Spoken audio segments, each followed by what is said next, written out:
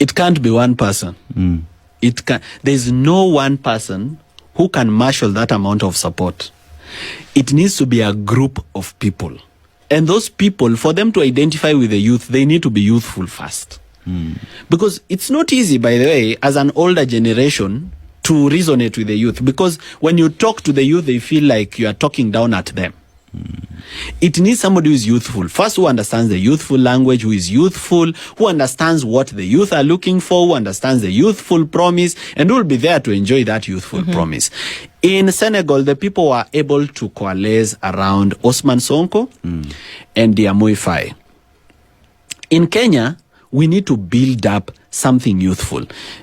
I always talk to some of my friends, and I'll mention them on this show so that they keep knowing that I'm calling on them to wake up from where they are, from their sleep, and come over. Edwin Sifuna, you cannot speak for ODM today and support broad-based government and oppose it the next day. So you have two shoes. You are the SecGen, but still there is something burning in you that something needs to change in this country. Now, go with what is burning in you. Being SecGen ODM is convenience. It's just the power that you have now. What about the power that you could have? These people that are stuck with the old political parties, like Caleb Amisi, what are you doing in ODM? Already, your ideas and your thinking is pointing that there is something inside you that is burning, that something needs to change in this country. So why are you not taking initiative? Why are you afraid that, if you leave ODM, you're going to lose your seat? What's that fear? We need to move fearlessly into the future. What is this fear that Ndindi Nyoro has? That, you can give all this good advice in theory. But now coming to make it practical, it becomes a very difficult thing, because you feel like if you leave government, the government will come after you. If you do this, you've already built trust with the people. You may not be a perfect human being, but you've already built trust. Why is it so difficult for us to coalesce? And why? Why is it so difficult? It's because even when you're dating, you can't be able to move on into a new relationship or marriage before leaving baggage of the old relationship. If you're still stuck with your ex, you cannot move into your new relationship and be fruitful. Kama bado akili yako ni ya uko kwa ex wako, uwezi ingia kwa hii relationship na ukue truthful and honest to your partner. Kwa hivyo tuachane na ex. If we are gonna move, let's block ex's number. Let us move. If ex knows our house, let us move to a new neighborhood. Let us change our mobile number, which ex cannot reach us anymore.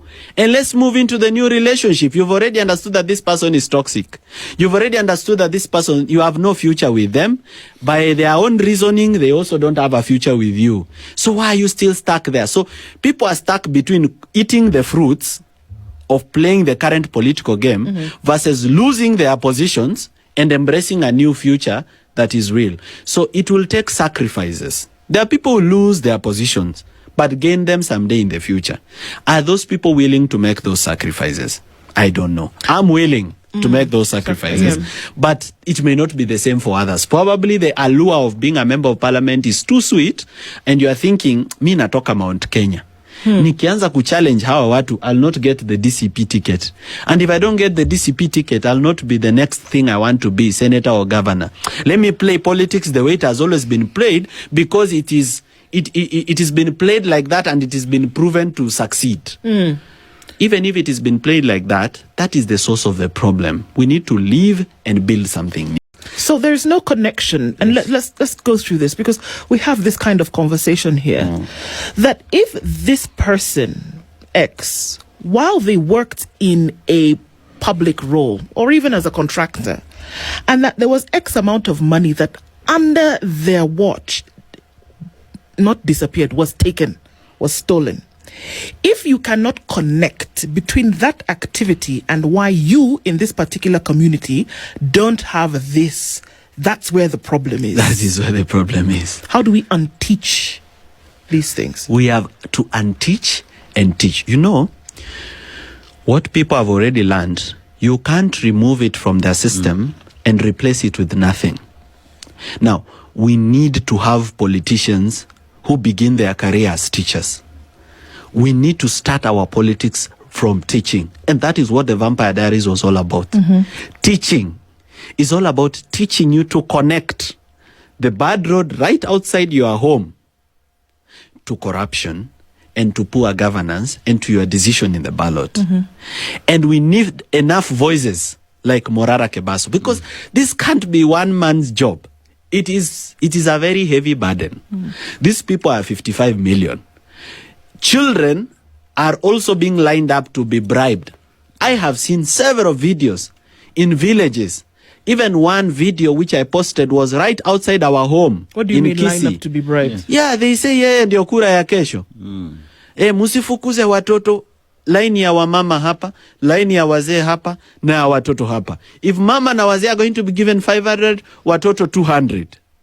So they are already teaching this to children. So we have to unteach and reteach. And we need people at national level teaching it, at county level teaching it, at constituency level teaching it, at ward level teaching it, and at village level teaching people how we've been messing up our country ourselves. That before we even blame politicians, before we even say, oh, Ruto did this, Ruto did that, he did not start having allegations of corruption in 2022. He had them. The question is why you lined up to vote for him in spite of that. Well, first we need to acknowledge that there is very huge cyber warfare in Kenya, where state operatives target any critics of the government through sponsored hate on social media. And before we become activists or people trying to effect political change, we are people who come from families, we are businesses, we have reputations to protect and children to protect and our own safety. And when the state overwhelms you with social media hate through being targeted by these bloggers, probably you need to take a step back because you can't outcompete them. Okay. They are using state resources to have thousands of youth hired as bloggers who register several accounts, and therefore if a lie is told on social media, or if they defame you, or if they go after your reputation, it can be overwhelming, even to you and even to your family. And at some moment you have to take a breather, take a step back, look at the bigger picture, understand what you're doing and why you're doing it, how achievable it is in the short term and in the long term. And that is what I needed, a much needed break to also look at myself as a person. Before I look at the country, what do I want to do for myself before I think about what I want to do for Kenya. And I've taken a break and I've thought through it, and I've realized, well, I can be extremely successful as an individual, which I am and continue to be successful in business and in many other things that I do. But it's not enough. It's not enough to be individually successful. Right. We cannot start our politics as politicians. We cannot start our politics as politicians. We need to begin our politics as teachers. It's December, so we go to different countries. Today we are in Somalia.